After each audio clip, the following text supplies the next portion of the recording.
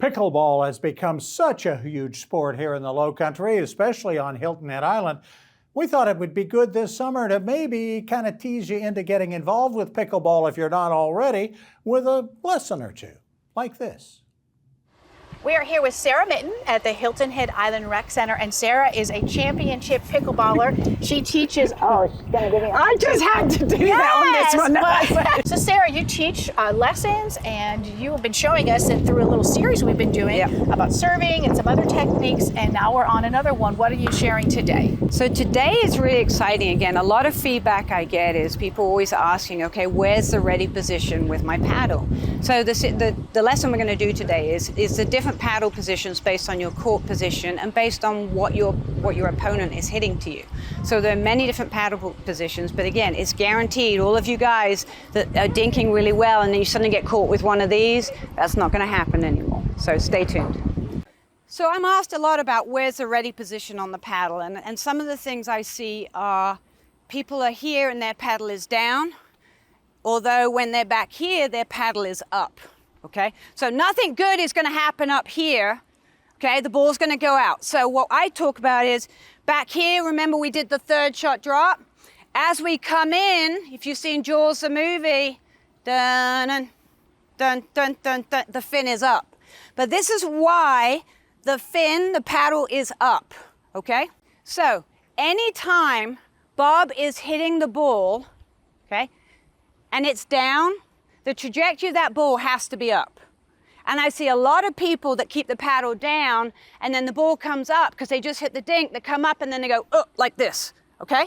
So when I dink, I actually then bring it up because the next thing he's gonna do has to come up.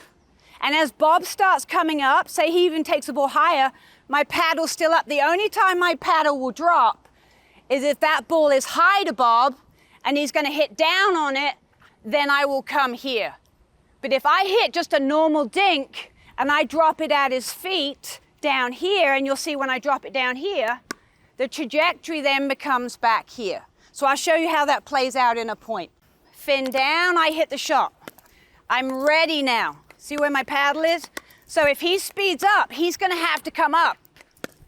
And I'm waiting for it, okay? So your paddle position now, if you look over my shoulder, I want you to see what I see.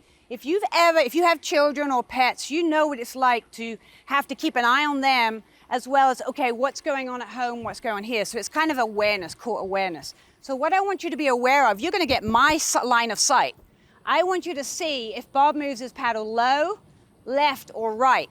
So I'm not just gonna hit my dink, I'm gonna see where his paddle is. So I'm making sure my kids are okay over here while I'm still hitting the ball, okay? So you give me a yell if you see where his paddle is, okay? His paddle's up, so I can't attack him. His paddle's up, so I can't attack him. Down, paddle down.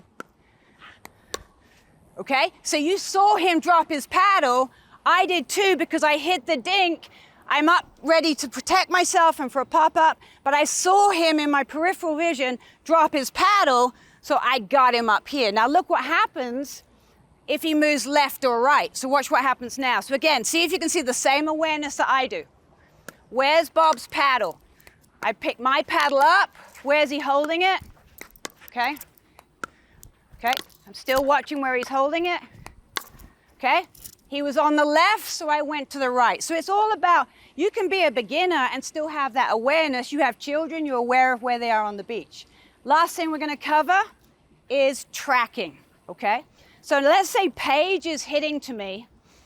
There's no need for me to be on the line like this. I'm playing Paige, okay? And the biggest thing is, if the ball is on this side of the court, Alex is already covering the line. I'm covering the middle. So when it's coming from Paige, I'm over here tracking for Paige. Now watch what happens if Paige, you're in the perfect spot, Joe, right there. If Paige were to speed up and go over my shoulder, if you turn around, Joe, look where the ball's going. The ball's gonna fly out. So anything Paige does with speed over my right shoulder is gonna fly out. So that means I've protected the middle, and the only shot she's got is the drop. We know the ball's going to come from Bob in the middle. I know the ball's coming from Bob to the side. I know it's coming from Paige from the side. So we'll all have our paddles up and we're tracking the ball. So occasionally we call it Chucky. So what happens is, let's say I'm dinking. Oh, sorry. Yeah. No, just speed it up when you want.